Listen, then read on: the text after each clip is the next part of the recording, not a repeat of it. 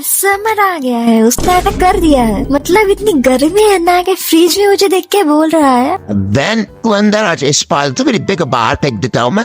हाँ, कितना मस्त लग रहा है फ्रिज के अंदर, एकदम ठंडा ठंडा कूल कूल। सुबह उठती हूँ, सोचती हूँ फ्रेश फील करूँ, पर जैसे ही घर के बाहर कदम रखती हूँ फ्रेश फील तब मैं करवाता हूँ तुझे। इन्हें दू थोड़ी और ले, जल जल के राफ हो गया। बंद कर दो, मुझे पानी पिला दो कोई। फैन के नीचे बैठे तो हवा आती है, पर ऐसा लगता है किसी ने हेयर ड्रायर फुल स्पीड में चला दिया हो। और ऐसे ऑन करो तो मम्मी आ जाती है पीछे से।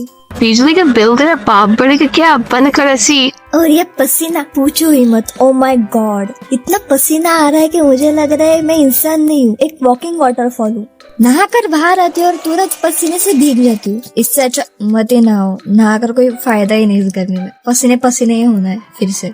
और बाहर जाना है तो तुम पूछो ही मत, इतनी कड़ी धूप में तुम बाहर जा ही नहीं सकते, क्योंकि तुम्हारे इंतजार में बाहर सूरज चाचू बैठे हुए हैं तुम्हारा खून चूसने। अरे सूरज चाचू, जरा अपना ब्राइटनेस कम कर दो, चक्कर आने लगे, मेरे को बेहोश होने वाली हूँ मैं। मेरे चाचू ने क्या कम परेशान किया था कि अब आप भी आ गए। बस करो यार, बहुत हुआ इस साल के लिए, अब अगले साल आना। रात को सो लिया, फैन फुल स्पीड पे होता है, फिर भी ऐसा लगता है कल से तंदूर चल रहा हो। एक तो मुझे ब्लैंकेट हटाने के बाद नींद नहीं आती, मैं ऊपर क्यों ना रही हूँ उस ब्लैंकेट में, फिर भी मैं ब्लैंकेट ओढ़ के ही सोऊंगी। मुझे ऐसा लगता है कि ब्लैंकेट के अंदर मैं सेफ हूँ, अब मुझे कोई भूत प्रेत आत्मा पकड़ नहीं पाएगी, क्योंकि मैं ब्लैंकेट के अंदर। ब्लैंकेट मेरा एक सुरक्षा कवच है जो कोई तोड़ नहीं सकता।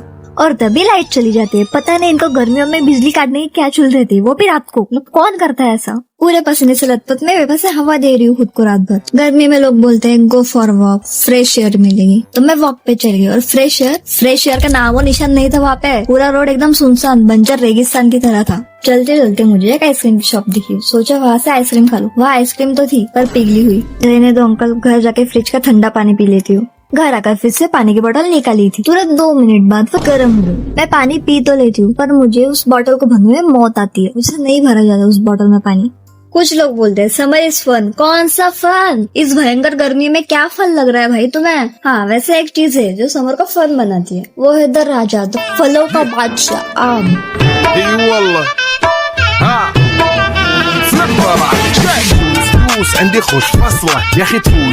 मैंगो देखते मैं सीधा इंसान से जानवर बन जाती हूँ, इतना पसंद है मुझे आम।